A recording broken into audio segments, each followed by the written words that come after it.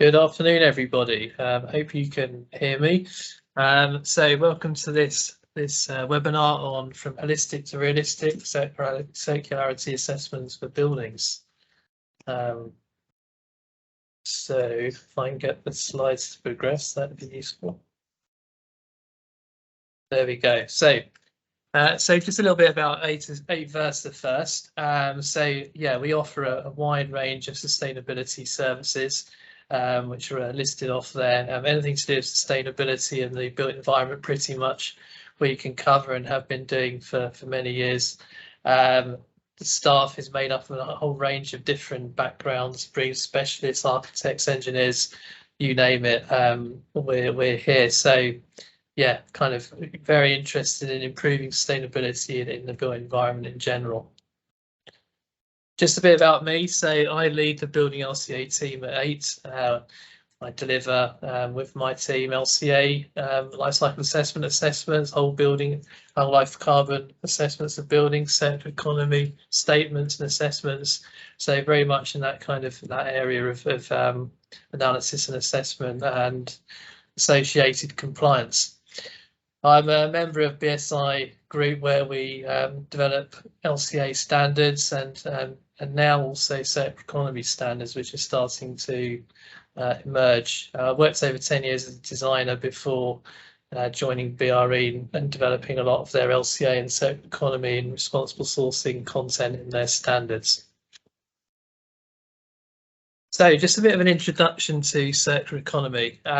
So, I mean, the best way to think of a circular economy as a concept is an economy where there's minimal extraction of virgin materials. So particularly, in the fact that these sorts of materials are a finite resource, they're going to run out, they become harder to extract. So really you're looking at a situation where you're not needing to extract large quantities of these kinds of resources, and that's done because almost all of the resources already in the economy, in buildings, in cars, or in other products, are reused, recycled, and they're done, and that's done without any kind of loss of value. So it's not downcycling, it's recycling, and particularly reuse, where you don't need to do very much reprocessing and that kind of thing. So everything's just kept in that circle of use and then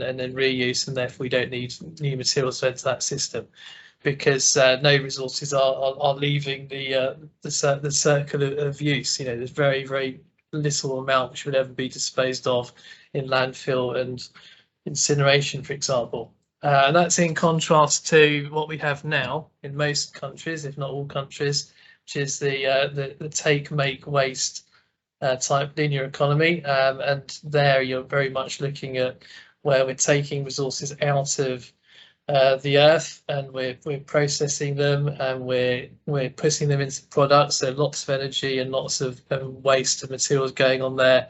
And then usually it's a single-use type approach. And then when it's been used, the function of the product or the materials had its day, it's disposed of without thinking about it into landfill or incineration, or it's downcycled to much lower value products. Clearly, this means a huge amount of waste of value of materials, lots of wasted energy going into that whole process for refined and high quality materials just to be disposed of at the end.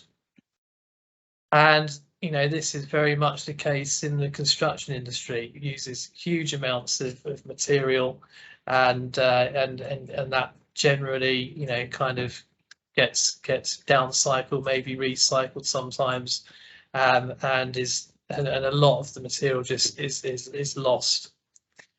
So for the construction industry, circular economy is really sort of seen as a sustainability type concept, and it has grown, I'd say, very much in the last 5, 6, 7 years, say, and become a really kind of well-known concept. Where it wasn't before, and we're seeing now, as I've mentioned, standards are starting to be developed. BSI and European standards and ISO standards are looking at this now. The European union is pushing for circular economy principles across industry in various different ways. So it's a very kind of growing and buzzy kind of topic.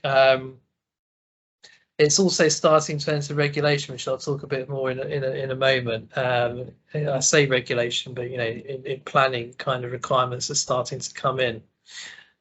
Just the last point there is that although it's a sustainability topic for construction, in a lot of industries, it's still it kind of has a background in economic. It's more of an economic concept around safeguarding against rising costs of input materials, materials that come from maybe areas of the world where there's conflict or difficulties, and therefore they're hard to obtain, or materials which are becoming more and more scarce and harder to extract, and therefore it threatens a business's long-term survival. So they're trying to look at it in ways of how can we keep the resources in a cycle kind of circular situation rather than the take, make, waste, and therefore we can protect our business. So just an interesting different take on it there for things like consumer goods. So this is a question often gets asked about how does circular economy relate to LCA and whole life carbon. So starting with LCA and whole life carbon, I think this is really best thought of as something, it's a tool for measuring environmental and resource type impacts. The onus on the measured there. It's really something that you use to do numerical analysis, to really put quantitative results to a question that's being asked, or to look at different design options, iterations, and to be able to say almost categorically which one is the better performer because it's all been number crunched and you've got those results. It's been around for quite a long time. There's lots of well-developed standards that dictate how you do LCA and whole life carbon. But the thing about it is that generally the standards and the methods, they're not going to tell you how do I improve, how do I reduce impacts, what principles are, what can I, practical things can I do to improve.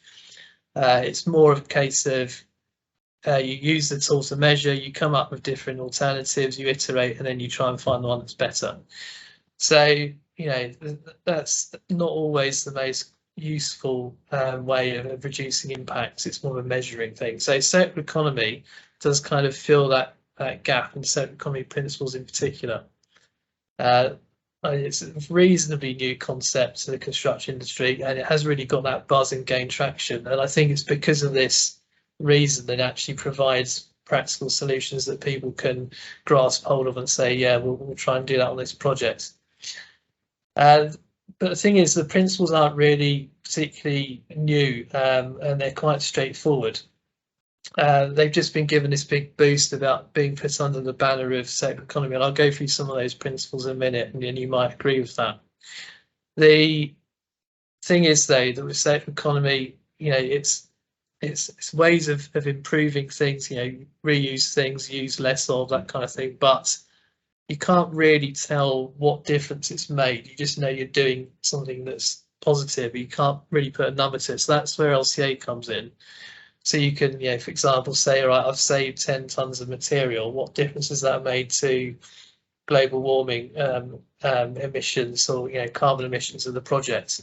And so LCA comes in at that point and does that. So I think they just work very, very well together. So here are some of these principles I mentioned, and kind of in order. So the first one is reusing existing resources. So the first thing, obviously, on any project, unfortunately doesn't get done as often as it should, is to look at what's already on the site. The buildings, the structures there, can they just be reused? Do we need to do any construction work at all? Or can we minimise the amount of construction work? Because if you're reusing those buildings and structures on site, then it means you don't need to use new materials to build something new. Quite often, you can't just reuse what's there. The function wouldn't suit the function, or there's too much dilapidation or something like that. So then you're looking at things like refurb. And so that kind of scenario, you're going to have partial demolition, but you're going to keep some structures. So then you've got this, pile of materials that you're going to demolish.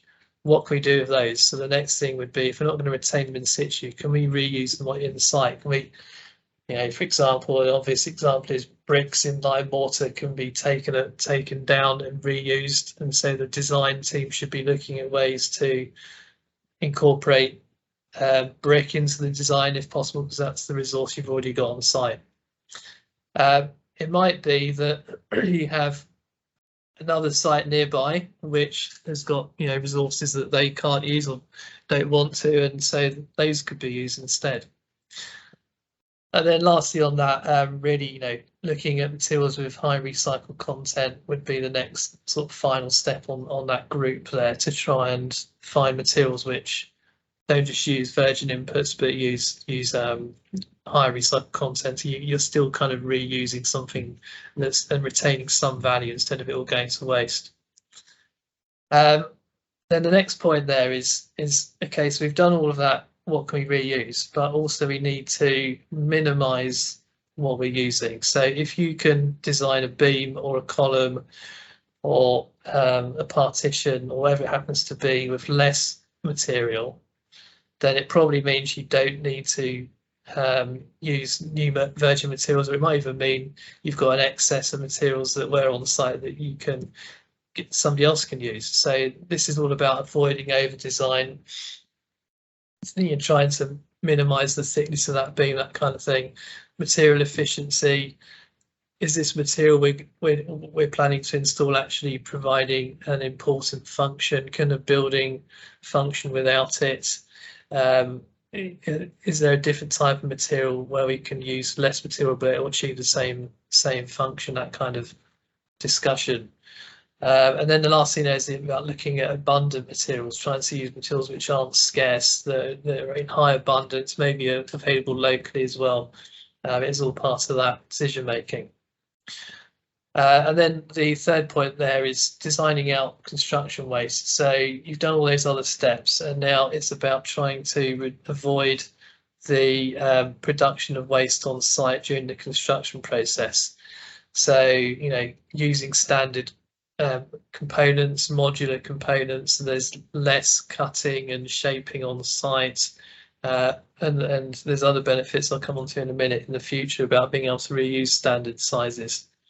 Off-site construction is another one where, because the manufacturing's done in a factory, it's much easier for them to deal with waste and offcuts and then reuse them in a kind of closed loop recycling in their own processes.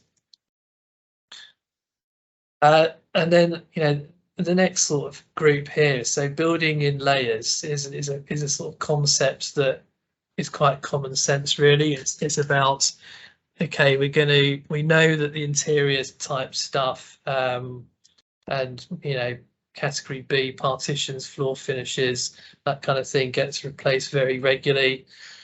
And then you've probably got the next layer, which is building services and so on. And it's trying to sort of avoid tying those different layers into each other. So whenever you have to replace something that needs replacing fairly frequently, it's not going to have knock-on effects to the rest of the different layers, so they can sort of operate independently. And it's also helpful with future demolition and dismantling of the building. Designing for longevity is clearly important. I mean, if we build high quality, beautiful buildings, people love them, they want to keep them, that's a successful building. An unsuccessful building is one that after 20-30 years is a bit of an eyesore, looks quite weathered, isn't really meeting a function anymore, and so it just gets demolished well before the actual sort of design life of it, which could have been around 60 years. Long service life of products, so not just the building but the individual products that it's made from, is also something that needs to be looked at. So if you have products with short service lives, then there's lots and lots of replacement and maintenance needed in the in-use stage of the building, and so that's just kind of multiplying the amount of material and energy and carbon emissions that would be used to do that. And you can sort of look at things like avoiding wear and tear maybe include protection of vulnerable materials, or using materials that are very durable, thinking about weathering, and on the facade, and trying to avoid those kinds of through exposure to weather, the kind of damage that can mean lots of replacement. It's just sort of good design practical principles, really. And then finally, simple maintenance and information being available. So, over the years, it's easy for facilities managers to know what needs replacing, to proactively maintain things. Having that information at their fingertips through material passports and BIM really helps with that. And then lastly here, design for adaptability and flexibility. So it talks a bit about buildings having a long life. Well, this can be extended if the building is very resilient, for example, to climate change. It's got measures incorporated to protect against flooding if that's a potential risk, or overheating and things like that, so that it doesn't kind of become obsolete very quickly. And then flexibility is all about, okay, we're going to do a few studies at the design stage. We know it's going to be, say, an office building, but we want to see if it can also work as potentially as a hotel, or some other kind of function, and looking at things like spacing of columns, floor slab to slab heights, that kind of numbers of staircases, and that kind of thing to give it that flexibility. And then this is the last of the principles. So designing for disassembly. This is at the end of life, so materials that can be taken apart, mechanical fixings, no bonding, no glues, means that they can be easily taken apart, separated. Avoiding composite materials, for example, comes under that. And back to this modular thing, so if you've got products which are supplied in panels or modular sizes, then it just means there's much more chance it's going to get reused because it's of that standard shape and size. And similarly, standard performances such as fire rating, structural performances of a beam, that kind of thing, means that if that's documented and it is standard, then it's more chance in the future that's going to have an application. Avoiding hazardous ingredients, obviously that's going to maximise the chance of things being reused, because they don't have to be processed and handled in certain ways, or perhaps not being usable at all. And then designing for reuse and recycling. So yeah, this is sort of saying that, okay, you've done the disassembly design, but also the materials, are they ones that are selected that are readily reused and recyclable? Is there a take back buyback scheme where the original manufacturer or trade or group of manufacturers are happy to take it back, like plasterboard is an example of one that's already happening. Some might even buy it back. And servitization is an extension of that, where you're not actually buying the product and then it's yours. You're kind of saying, all right, we'll turn it into a service. Say lighting's the example here, where you don't buy light fittings and light bulbs and have to replace them all the time. You're buying an amount of light per square meter for the office for an X number of years, off of a company, and then that means they own the products, they know what they're made from, they can replace them, they can put more efficient kit in later on, and that's something that's starting to grow. Material banking is the last idea there, where you actually view a building as a bank of materials with value. So if it's designed to maintain that value, then you can imagine it, rather than a sort of liability at the end of its life, it's actually, there's lots of value in there, and you know where it is because you've had it all scheduled out and surveyed and all that kind of thing. So it's just a different way of looking at it. So this all sounds really good, but there are lots of challenges around it. It's really is a new role, an additional role for developers and designers who already have lots of things they have to think about.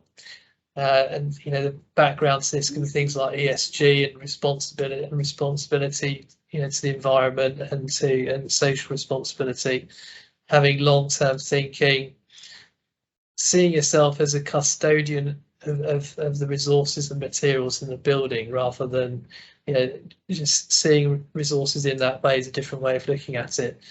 And I think we're starting to see some new aesthetics around reuse. A lot of the architectural press now focuses on really creative, innovative innovation, refurbishment of existing buildings, and it inevitably has a different aesthetic. But I think this catching on means that people aren't so fixated on buildings having to look shiny and new. Right? There's a different kind of style that can come in, and that is really interesting.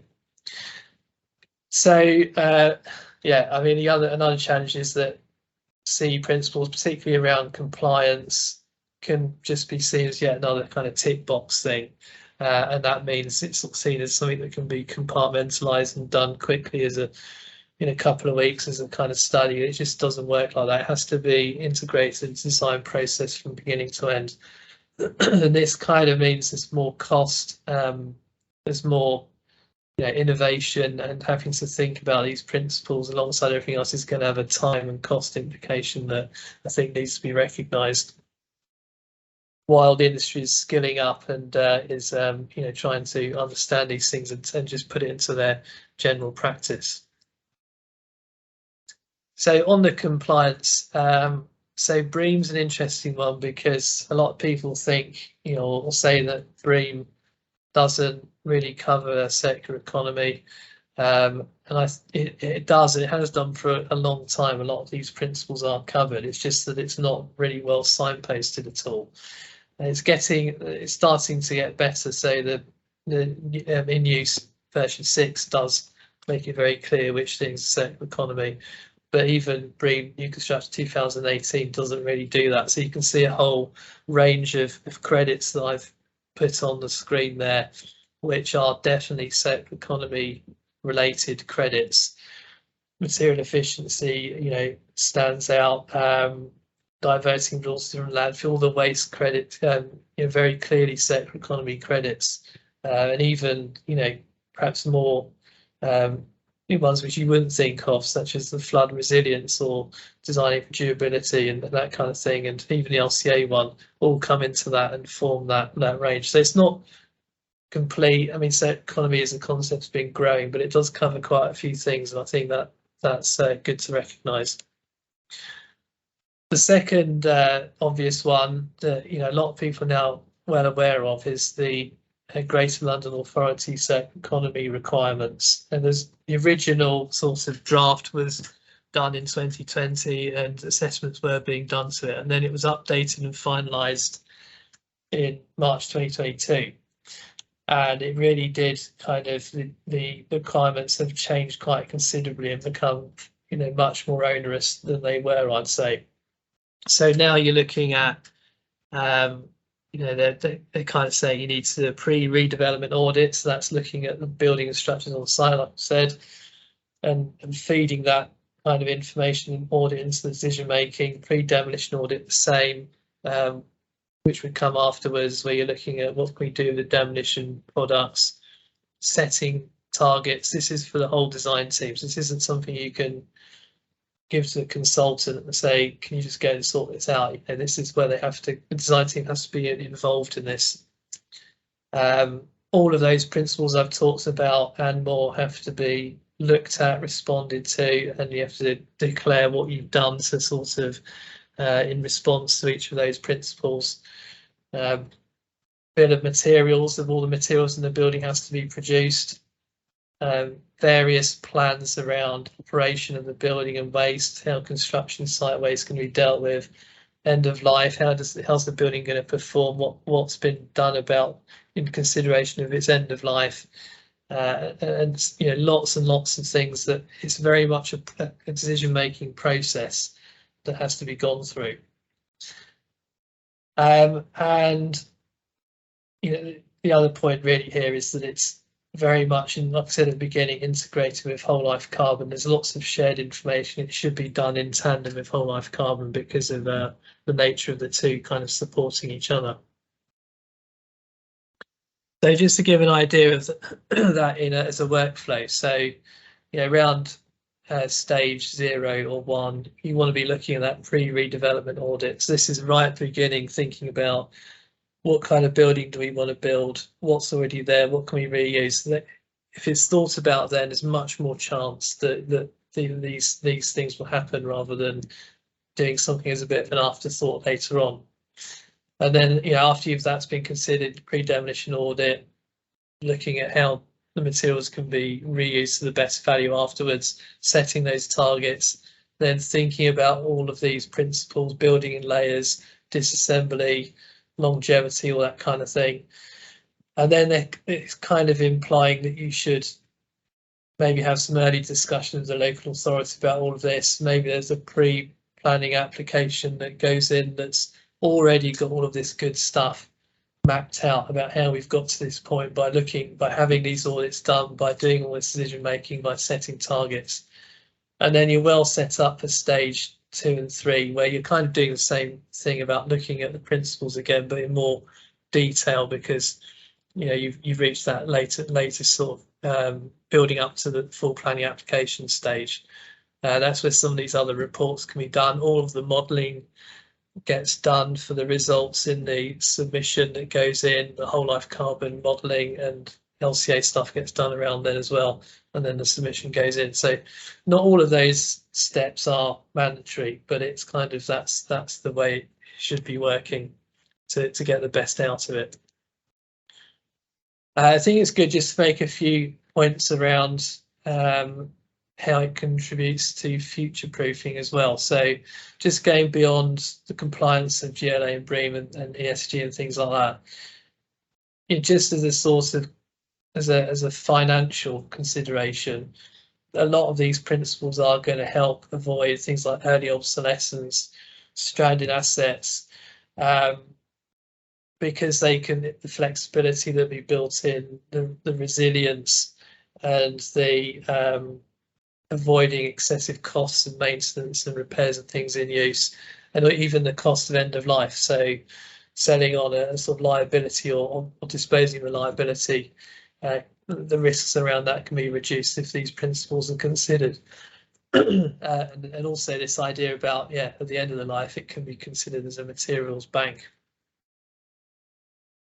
So we thought it'd be good to do a bit of a poll now, if you wouldn't mind. So we've got 3 or 4 questions, and so this is the first one. So if you wouldn't mind just putting into the chat a response to this, where I think because it's free text, you can pretty much say what you like, but I've put some suggested answers there around how many projects in the last 12 months have you sort of been involved in that require a GLA circular economy statement. Let's give you a little bit of a time to respond to that one before we go to the next one.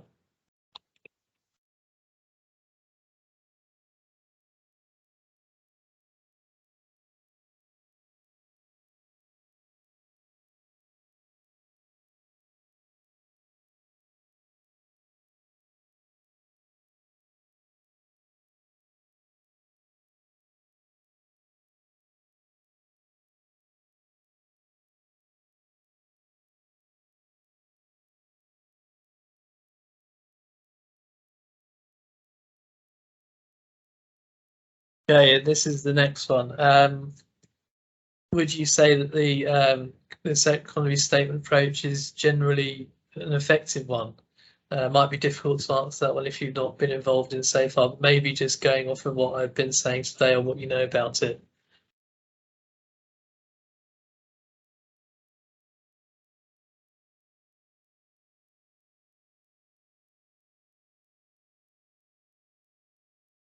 And then the next one is, how do you think the GLA circular economy statement approach could work better? Again, it could be just based on what you've heard today or what you know about it. Or if you just want to put in some thoughts in general rather than answering these specific questions, that's fine as well.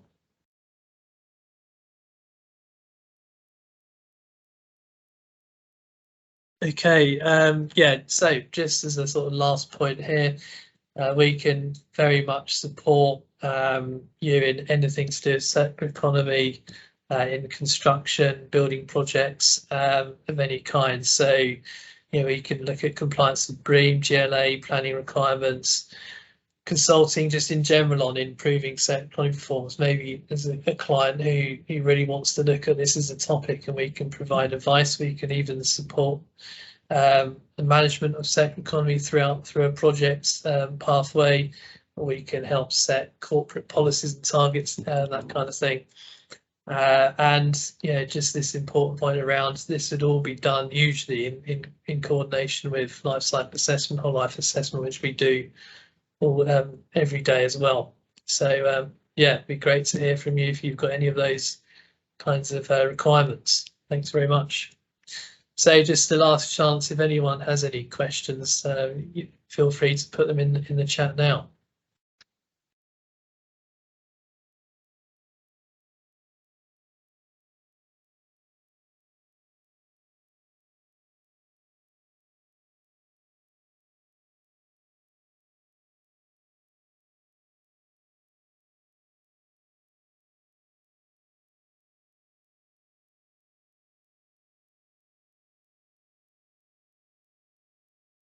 So we've had a few questions sent in via email. The first one is, why do you think the circular economy as a concept has grown so quickly? Okay, I think it's because, like I was saying, it's the fact that it's had a lot of promotion, like from things like the Ellen MacArthur Foundation was very influential in building it up as a very effective promotion of it as a topic in politics, and also in general. It's called the imagination of lots of industries. So I think that's really kind of giving it this aura of a solution to lots of the world's kind of pollution and waste and resource problems. So I think that's probably where it's come from. Okay, and then question number 2 is, with both the circular economy and whole life carbon being talked about, is there a risk of confusion about what projects should focus on? Yeah, I think there is potential for that. It's one of these situations where if you're very close to all of this, if you're a sustainability consultant, you're following all the movements all the time, then it all seems to make sense. But if you're in a profession that only touches on this part of the time, then it can be quite confusing and daunting about what. So you could be given thinking, oh, a circular economy replacing whole life carbon or LCA or BREEAM or whatever it is, because it's what everyone's talking about. But then in a few months they may have moved on to something else. I think the answer is, as I've said in the presentation, that circular economy is a set of really good practical principles, and it works really well with LCA, which is providing the measurement side of things. Okay, and then finally, question 3. What is the best way to make a project more circular? Well, I think it's following that kind of process that I went through. So, just from the beginning, taking all of these principles into account, considering them, not seeing it as a one kind of stop shop kind of study that's done at some point in the process. And it's very important that on a project for it to be considered seriously, the client to be fully bought into it and really be interested in seeing results, rather than it just being a need to comply with something that's imposed on the project externally.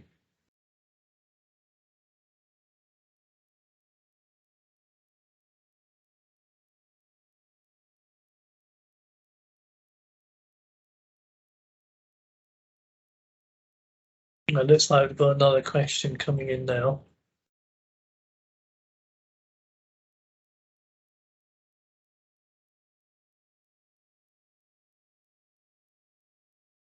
Okay, so that's, how critical are the manufacturers of lighting and fan coil units to the circular economy, from Tom?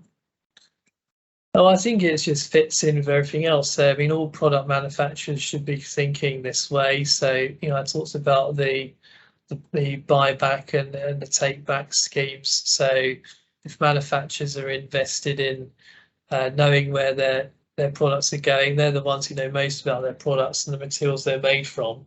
So it's ideal if, you know, and that idea of servitization. So if manufacturers are providing products almost like on a rental basis and therefore are going to get them back at the end of the day, then they're very well placed to reuse and recycle the different materials that are there.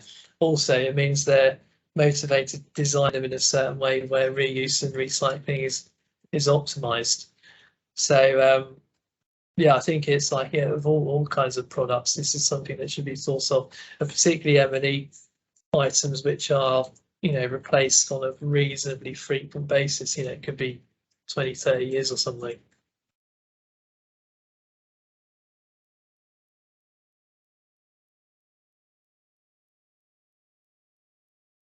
Okay, we're just asking if there's any more questions. Now's your chance to put those in.